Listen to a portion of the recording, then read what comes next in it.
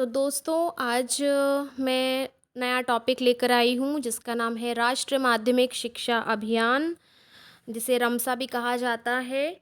और ये बहुत इम्पॉर्टेंट टॉपिक है आगे के लिए भी और बीएड के लिए भी। तो वो मुझे कमेंट बॉक्स में प्लीज़ ज़रूर बताइएगा if any suggestions you have.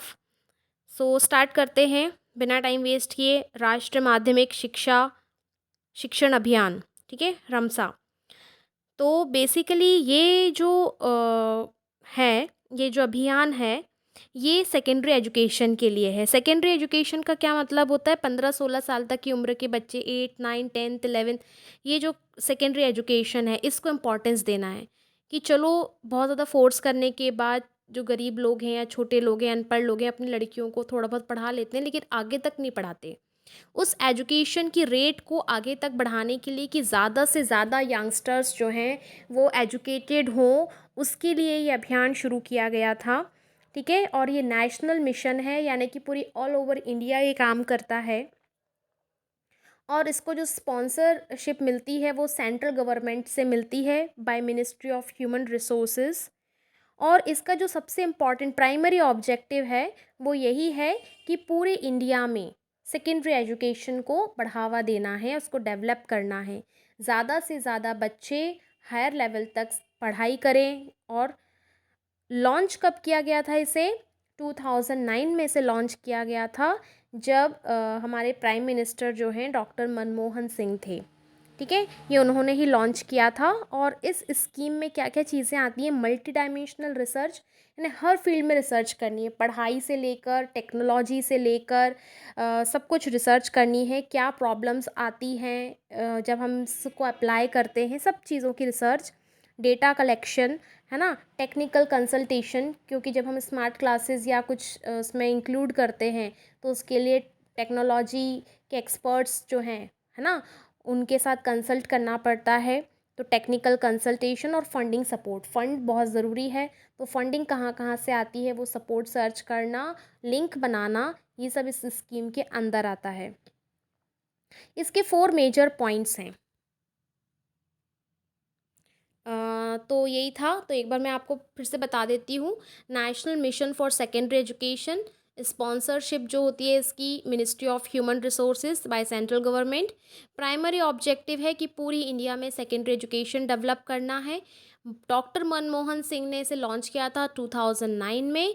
और इसके 4 मेजर पॉइंट्स जो हैं वो आते हैं: quality improvement, information and communication technology ICT, access and equity, और IEDC, integrated education for disabled children.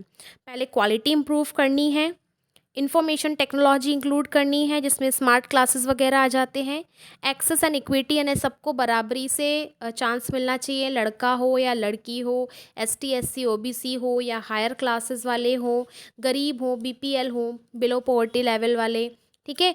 किसी भी तरह की बायसिंग, किसी भी तरह का पक्षपात नहीं होना चाहिए, सबको बराबरी से एक्सेस करने का मौका मिले। ये है एक्सेस एंड इक्विटी। और लास्ट है integrated education for disabled children. जो बच्चे किसी तरीके से मेंटली या फिज़िकली इमोशनली वीक होते हैं या डिसेबल्ड होते हैं, उनको किस तरह से रेगुलर बच्चों के साथ इंटीग्रेट करना है, उनको मिलाना है। ये सारे जो 4 पॉइंट्स हैं इस स्कीम के 4 पिलर्स की तरह काम करते हैं, ठीक है। फिर आगे आते हैं क्वालिटी इम्प्रूवमेंट। तो क्या क्वालिटी इम्प्रूवमेंट हम कर सकते हैं? तो देखो, 2 तरीके से सोचना, एक टीचर के तरीके से और एक बच्चे की ज़रूरत क्या है। टीचर को ट्रेन करना सबसे इम्पॉर्टेंट, कि भैया इतनी सारी टेक्नोलॉजी अगर हम डाल रहे हैं और टीचर ट्रेन नहीं है, टीचर को पता ही नहीं है कि उस टेक्नोलॉजी को कैसे यूज़ करना है और बच्चों को कैसे लेक्चर डिलीवर करना है, बच्चों को क्या चीज़ सिखानी है, लैब में कैसे रूल्स होते हैं, ये सारी चीज़ों के लिए टीचर्स की ट्रेनिंग बहुत ज़रूरी होती है। और दूसरा, बच्चों को क्या क्या चाहिए, फिज़िकल एनवायरनमेंट अपना, लैब कैसे होनी चाहिए, लाइब्रेरी कैसी होनी चाहिए, ठीक है। तो देखो, क्वालिटी इम्प्रूवमेंट में क्या क्या चीज़ें आ जाती हैं। लैब लैब अच्छी होनी चाहिए अगर साइंस स्टूडेंट्स हैं या छोटी क्लासेस में भी, इनफैक्ट, है ना, बच्चों को छोटे छोटे एक्सपेरिमेंट्स हम करके बता सकते हैं, तो लैब होनी चाहिए प्रॉपर, उसमें सारी फैसिलिटीज़ होनी चाहिए। लाइब्रेरी प्रॉपर होनी चाहिए, सारी बुक्स अवेलेबल हो, मैगज़ीन्स अवेलेबल हो, बच्चों को अच्छा रीडिंग मटेरियल मिले, है ना। योगा, ताकि बच्चे जो हैं फिज़िकली फ़िट महसूस करें, और जब वो फिज़िकली फ़िट होते हैं तब वो पढ़ाई में अच्छा ध्यान दे पाते हैं। योगा के साथ आप इसमें स्पोर्ट्स भी इंक्लूड कर सकते हो, और बहुत सारे एजुकेशन प्रोजेक्ट्स चलते हैं, बहुत सारी छोटी छोटी ट्रेनिंग्स चलती हैं। आपने देखा होगा कैंप्स लगते हैं वैदिक मैथ्स के, या कभी साइंस के एग्जीबिशंस होते हैं। ये छोटे छोटे एजुकेशनल प्रोजेक्ट्स इसमें इंक्लूड होते हैं। Art and craft, theatre, play करना, ड्रामा करना, जो स्कूल के फंक्शंस होते हैं वो। साइंस ओलंपियाड होता है, जिसमें कि साइंस के अच्छे क्विज़ कंपटीशन टाइप से ये होता है ऑल ओवर इंडिया। इसमें डिफरेंट स्टेट्स के बच्चे आते हैं, पार्टिसिपेट करते हैं, तैयारी करते हैं, है ना। टॉयलेट ब्लॉक्स होने चाहिए, यानी कि इनका जो इंफ्रास्ट्रक्चर है स्कूल का, उसमें सारी फैसिलिटीज़ अवेलेबल होनी चाहिए। टीचर्स की ट्रेनिंग, जो टीचर्स सर्विस में हैं, मतलब ऐसा नहीं है कि हम टीचर को ट्रेन कर रहे हैं तो उनकी जॉब चली जाए, ऐसा नहीं है। जॉब करते हुए टीचर्स को कैसे ट्रेन करना है वो सब इसमें इंक्लूड होता है। ड्रिंकिंग वाटर की फैसिलिटीज़, इंफ्रास्ट्रक्चर प्रॉपर होना चाहिए, प्रॉपर डेस्क बेंच होनी चाहिए। बच्चे अगर अनकंफर्टेबल महसूस करेंगे बैठने में, लिखने में, तो उनका कभी भी लेक्चर में मन नहीं लगेगा। हॉस्टल्स प्रोवाइड होने चाहिए, ताकि जो गरीब बच्चे हैं या जो बहुत दूर से आते हैं, डिस्टेंस से आते हैं अच्छे स्कूल में पढ़ने के लिए, उनको अप डाउन ना करना पड़े, है ना। रिसर्च फैसिलिटीज़, ये सब हो गया आपका क्वालिटी इम्प्रूवमेंट। नेक्स्ट आते हैं ICT, information and communication technology. इसमें क्या ज़रूरी है, कंप्यूटर एजुकेशन कंपलसरी है। मतलब बड़ी क्लासेस तक बच्चों को कंप्यूटर एजुकेशन देना चाहिए, बच्चों को कंप्यूटर चलाना आना चाहिए, ऑपरेट करना आना चाहिए, ठीक है। Funding supports towards computer education plans, जो भी कंप्यूटर एजुकेशन प्लान्स चल रहे हैं, चाहे आप उसमें कोई कैंपेनिंग कर रहे हो या कोई डिग्री या सर्टिफिकेट कोर्स करवा रहे हो, तो उसके लिए फ़ंड अवेलेबल हों, ठीक है। इंटरनेट बेस्ड एजुकेशन, यानी स्मार्ट क्लासेस वगैरह इसमें आ जाती हैं, ठीक है। इंटरनेट से कई सारे वीडियोज़ अवेलेबल होते हैं। जब कोई बच्चे को कोई चीज़ समझाने में परेशानी आती है, तो हम उन्हें इंटरनेट के थ्रू भी बहुत सारी चीज़ें वीडियो के थ्रू दिखा सकते हैं। तो इस तरह से इंटरनेट बेस्ड एजुकेशन, है ना। ऑनलाइन क्लासेस जैसे अभी चल रही हैं लॉकडाउन में। स्टाफ की ट्रेनिंग, भैया कंप्यूटर सिखाने वाला भी होना चाहिए स्कूल में अवेलेबल, है ना। तो स्टाफ की ट्रेनिंग भी ज़रूरी है, कैसे कंप्यूटर्स को ऑपरेट किया जाता है। और जब स्कूल्स में कंप्यूटर होते हैं तो वो पूरे एक सर्वर से जुड़े होते हैं, तो हाई टेक इसमें इंस्ट्रक्टर की ज़रूरत होती है। स्मार्ट क्लासेस आपको पता ही है बहुत ज़रूरी है। आज के छोटे बच्चे को अच्छी एजुकेशन, और कहना चाहिए अपन लर्निंग विथ फ़न के साथ लर्न करना है। बच्चों को जब कोई चीज़ अच्छी दिखती है वीडियो पे, टेडी बियर की पोयम टीचर गा रही है, साथ में अगर वो वीडियो भी देख रहे हैं, तो they will be more interested in their classes, है ना। क्लास में छोटे बच्चे बैठते हैं, सुनते हैं।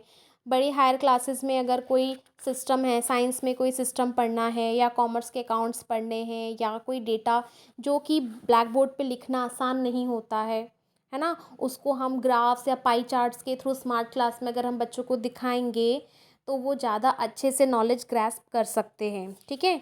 या हम किसी बच्चे को डाइजेस्टिव सिस्टम पढ़ा रहे हैं, नहीं इमेजिन कर पा रहा है कि लीवर कहाँ होता है और इंटेस्टाइन कहाँ से जुड़ी होती है, अगर हम उन्हें कोई वीडियो स्मार्ट क्लास में दिखाते हैं तो it will be more good to them. Next आते हैं एक्सेस एंड इक्विटी पे। एक्सेस और इक्विटी क्या है? एक्सेस का मतलब होता है यूज़ करना, पहुँच, है ना, कि फैसिलिटीज़ तो दे रहा है गवर्नमेंट, लेकिन उस तक कितने लोग पहुँच पा रहे हैं, है ना।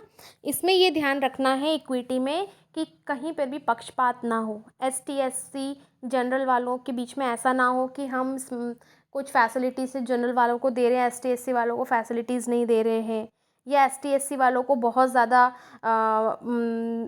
फैसिलिटीज़ प्रोवाइड करी जा रही हैं और जनरल कैटेगरी जो है वो अवॉइड हो रही है ना। तो ये नहीं होना चाहिए। माइनॉरिटी, यानी कि जो स्पेसिफिक रिलीजन्स होते हैं, जिनकी तादाद कम होती है, पॉपुलेशन कम होती है, उनका भी ध्यान रखना पड़ता है। गर्ल्स का ध्यान रखना पड़ता है, क्योंकि गर्ल्स की एजुकेशन आज भी इंडिया में बहुत बुरी हालत है। आज भी जो मेजर पॉपुलेशन है वो विलेज एरिया से आती है, और विलेज में आज भी लड़कियों के साथ बहुत भेदभाव हो रहा है, हम शहरों में रहने वालों को पता नहीं होता है। तो बेसिकली इनका जो मेन पर्सपेक्टिव है वो रिमूविंग जेंडर डिस्पैरिटीज़, है ना, यानी कि जेंडर के बेसिस पर जितनी भी पक्षपात होती है उसको दूर करना है, उसको रिमूव करना है। और identification of disadvantaged groups, disadvantage group को आइडेंटिफाई करना, कैसे आइडेंटिफाई करते हैं, हम जेंडर गैप को एनालाइज कर सकते हैं कि भैया अपन जैसे रेशियो निकालते हैं ना कि इस स्टेट में 1000 लड़कों पे 935 लड़कियां हैं, तो ये रेशियो निकलता है, इससे जेंडर गैप पता चलता है कि भैया लड़कियां कम हैं लड़के ज़्यादा हैं, तो ऐसा क्यों हो रहा है। स्कूल में भी जो डेटा होता है, अगर उसमें बॉयज़ और गर्ल्स का डेटा अलग करते हैं तो पता चलता है कि हमारे स्कूल में कितने लड़के पढ़ रहे हैं, कितनी लड़कियां पढ़ रही हैं, और कितना गैप आ रहा है, क्या लड़कियां बहुत कम हैं या लड़के बहुत कम हैं, ड्रॉप आउट रेट कितना है, कितने लोगों ने पढ़ाई बीच में ही छोड़ दी।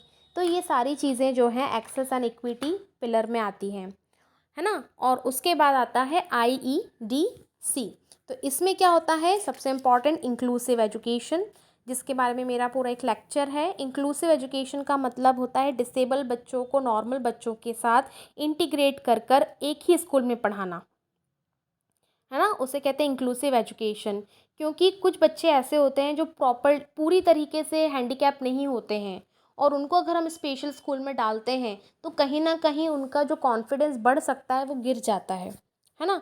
और स्पेशल स्कूल्स इसलिए कि जहाँ पर बच्चों के साथ बहुत ही सीवियर कंडीशंस हैं, या बच्चा बिल्कुल ही डेफ एंड डम्ब है, बोल भी नहीं सकता, देख भी नहीं सकता, सुन भी नहीं सकता, ऐसे बच्चों को लिए पॉसिबल नहीं है कि हम उन्हें रेगुलर स्कूल में पढ़ा सकें। तो ऐसे बच्चों के लिए स्पेशल स्कूल्स प्रोवाइड करना, ठीक है। और इसके अंदर एक स्पेशल स्कीम और चलती है, मतलब राष्ट्रीय अभियान के अंदर एक और स्कीम चलती है, सर्व शिक्षा अभियान। ये स्पेशल ग्रुप है, एलिमेंट्री लेवल तक ही काम करता है, यानी 8th क्लास तक 7th क्लास तक ही काम करता है।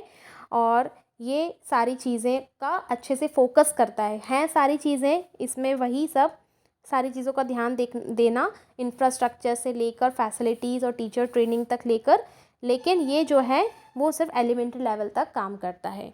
तो ये था हमारा सर्व, है ना, राष्ट्रीय माध्यमिक शिक्षण अभियान। और इसका जो मोटो है वो भी देख लो कैसा है, जिसमें कि आपको तिरंगे के रूप में आपको एक बुक नज़र आ रही है ना। आसपास बहुत सारे स्टूडेंट्स खड़े हैं, इसमें लड़का भी है और लड़कियां भी हैं ऑल्टरनेट में। और ऊपर एक पेंसिल, ये जो आपको दिख रही है पेंसिल बनी हुई है किताब के ऊपर, वो भी तिरंगे के इसमें फॉर्म में बनी है, और नीचे स्लोगन लिखा है, पढ़े चलो बढ़े चलो, ठीक है। तो इसमें लड़का लड़की बनने का मतलब है कि जेंडर डिस्पैरिटी नहीं है, ठीक है। पेंसिल का मतलब है शिक्षा, बुक का मतलब है शिक्षा ट्रेनिंग, ठीक है। और पढ़े चलो बढ़े चलो इसका स्लोगन है। तो यहीं तक था दोस्तों, थैंक यू सो मच। आपको मेरा ये वीडियो कैसे लगा प्लीज़ मुझे कमेंट बॉक्स में बताइएगा। प्लस मैं चाहती हूँ आप लाइक करें, शेयर करें ज़्यादा से ज़्यादा। जो लोग बीएड कर रहे हैं उनको बहुत परेशानी आती है लेक्चर्स में, तो I hope it will be helpful for them. Okay, bye bye.